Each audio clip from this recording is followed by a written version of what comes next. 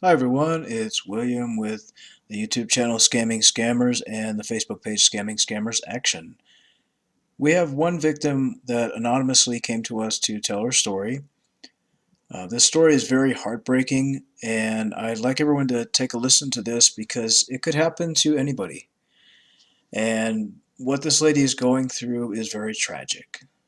So please be aware of fake profiles, and if they ask you to open up a bank account, credit cards, anything like that, make sure you block that person right away and don't end up in this situation.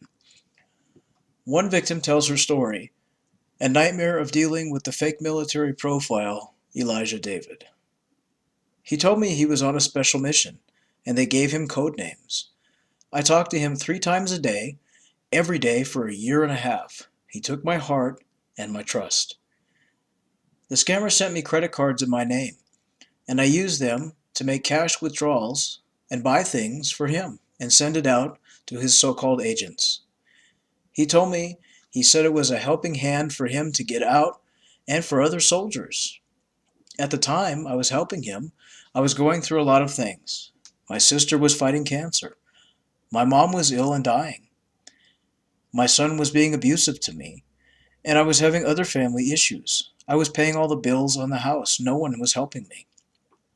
Then along came this army soldier that had beautiful blue eyes and wanted to take care of me, love me, say nice things to me. When my son was threatening me, he would say I need to come and help get him out of there, so I needed to quickly send him money for his intertitlement so he could get out quicker. At first I was working a lot of overtime, sending that money to him. Then I told him I couldn't do it anymore. That is when he sent me credit cards. He said he and his army buddies were helping by making accounts and that I would be the authorized user. He would tell me the cards would be FedExed to me overnight. I was told I had to take the money out or buy him something as soon as I could. At times I wasn't even sleeping, working and going to help him get to me. When I told him I was tired, he would say I didn't love him. He would go out on patrol and kill himself. At times, I didn't know how many times I had bought things for him or given him money. He would start texting me at work, in the morning, at lunchtime, at night. He is the only one I talk to. After a while, he was the only one in my life. My bills were stacking up. I was yelling at coworkers. My mom had passed away, and he said he was going to be with me because he loved me. I spent time in jail in New York and was expedited out of state to another jail in Wisconsin. I'm still going through court. It is a nightmare I cannot get out of. He kept me from being with my mom when she died, made me so many promises. I have never ever been in trouble with the law, and it's hard to explain to a judge what I did, but I couldn't stop. And I wanted him. I wanted to save him. I wanted him to save me, to love me, like he said he was going to do. I hate the scammer. He made me a different person. This is a nightmare I can't get out of. I hate that he took away from me seeing my mom and my friends.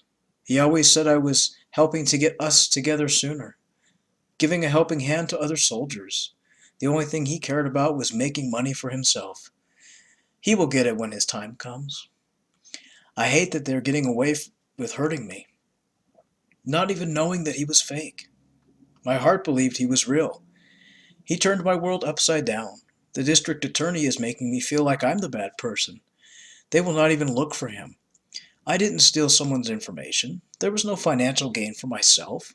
I lost my love, my trust, and they want me to say I knew what I was doing. I was helping him to get out of the army so he could make me feel special, like he was saying every day, we're going to be together forever, and he would always love me. I thought I was helping him. I did not help myself. I was so embarrassed. I cried every day in jail. Why was I so stupid? When law enforcement came to my house with a piece of paper that I had 8 counts of identity theft for financial gain, I was at work and a family member called to tell me. I told my boss I had an emergency at home. I went home to get my relatives and turned myself in. It was a couple of days before Christmas. I went there, and that is when my life turned upside down and I wanted to die. What was happening to me? Why did my soldier lie to me? I was all alone. I was in jail. There was mice and cockroaches everywhere. I wasn't eating at first. Then when I started to eat, I had terrible stomach problems because I didn't have my medication that I needed. I had Parkinson's, hypothyroid, high blood pressure, anxiety, depression, and I wasn't getting my meds for days. I would sit in my cell crying and crying. When I finally got my meds, Christmas and New Year's, it was the worst mornings of my life. On New Year's, they came to me and said I would be expedited to another state. They pushed a plastic bag through the bars of my cell at 4 a.m., told me I had 10 minutes to get ready. I was leaving. A transport cop shackled my feet, put a chain around my stomach, looped the cuffs on to the chain. Then I had to ride in a small van for 16 hours. I've never been arrested. I don't drink. I never got a speeding ticket, and I don't even smoke. I would ask God, why was he torturing me? I've always helped people. I've always been friendly. I always just wanted to be loved. And I spent 20 days at the first jail and 3 days in another. All that money, everything I did for him, it was like nothing I could ever imagine. How did this happen to me? Why, oh why, did I do these things? I'm so sad, I'm angry. Now they want me to say I knew what I was doing. It's so wrong. I was hesitant the first time when I went to buy him something. I was nervous. I'd never done anything like this before in my whole life. He kept texting me, telling me that I never loved him. Look what I was doing, keeping him from coming home and loving me. Tomorrow I have to call my lawyer and tell him what I picked out, and then they're going to sentence me on the 22nd of June. The scammer would tell me where to go, what to get. If it was money, he wanted me to go to MoneyGram, send the money to a specific agent. He gave me several different locations, including Nigeria. I told the investigator and my lawyer about the man, but I guess I'll have to take the fall for this scammer. Please get this message out so others don't get sucked in like I did. Don't let them call you honey, sweetheart. Don't let them promise a life of happiness and love, because it's all lies. They said I applied for 19 online bank and credit applications all over the world. I'm not even that computer savvy. This is my nightmare, which is far from over. And we'd like to thank this lady for sharing her story. It certainly is heartbreaking. And do keep in mind that you can be held responsible for any financial loans, credit applications that you take out. You think you're helping the scammer or the profile that you're talking to. So if anyone does ask you to open a bank account or want your bank account information, offer to send you money, checks, asks you to send money forward, just block them. They're going to be a scammer. Legit people don't do that.